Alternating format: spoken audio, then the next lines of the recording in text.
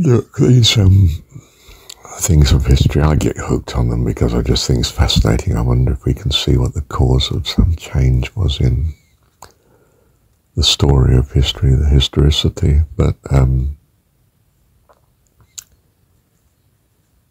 it's not really relevant to your life abundant and life eternal, is it? Whether we get the right explanations or not, I mean,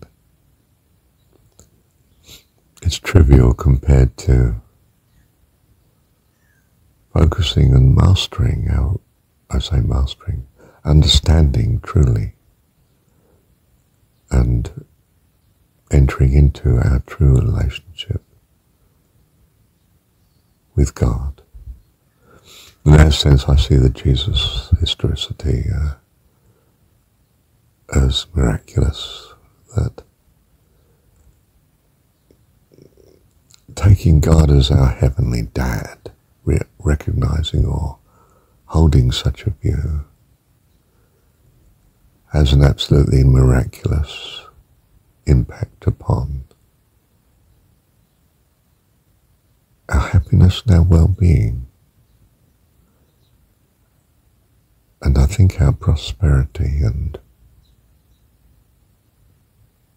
assurance and joy, hope, and all the things that we value. So we should, I'm arguing, have some priority, some great priority, to prioritize God, in fact, namely to love God with all our heart, soul, mind and strength. Should, from the point of view of not some imposed law, but some foundational principle of life and abundance and eternal.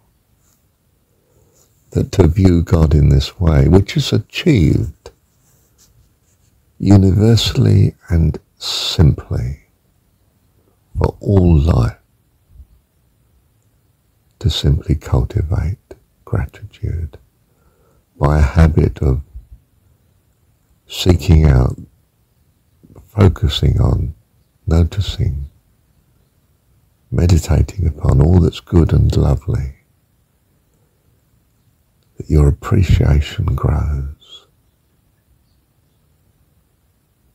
and a practice with it of thanking God for such loveliness, which we have not earned, have we? Not really. We just find we inherit, or we've been given, or we've been nurtured by our parents and culture and society.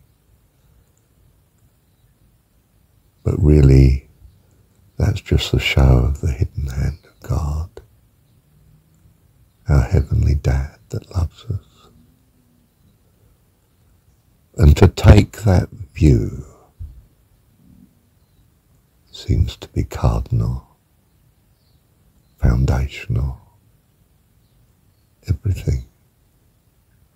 So, quite simply, whatsoever is good and lovely, think on these things, and be in the habit of practicing the thankfulness to God for it.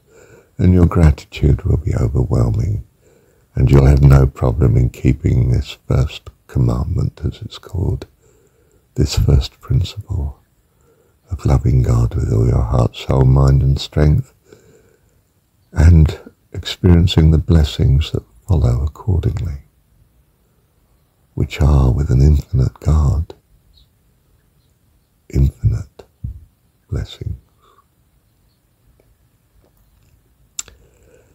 And as an aside, I would say, from my, of course, limited experience of practicing Merlin Carruthers, basically thanking God in all circumstances, but actually for all circumstances, as an act of trust. Well, practice it and see. Practice with little difficulties. Thank you for this difficult person. Thank you for this boring moment. Thank you for this rain. Thank you for missing the bus. And just see if you don't get a whole string of little miracles and blessings. And then practice it with the bigger difficulties, until when you're assailed by some major difficulty in life, which, well, so much of life does have to cope with. I'm not saying you will have to cope with, but if you do, you're well trained and well able to just say, thank you, God,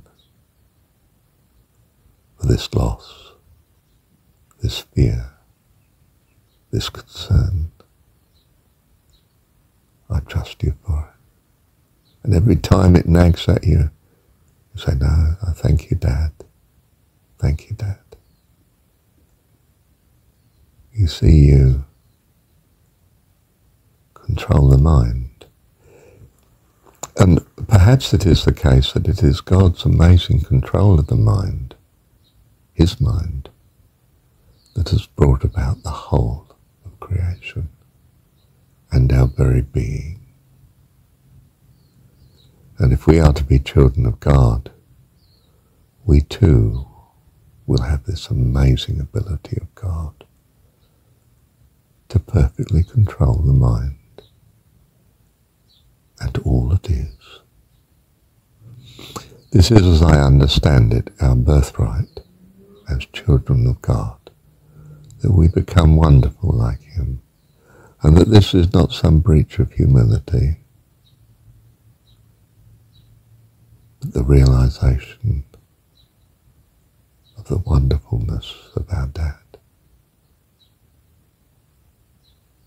So we love you, Dad, and thank you, Dad, for all that you always do.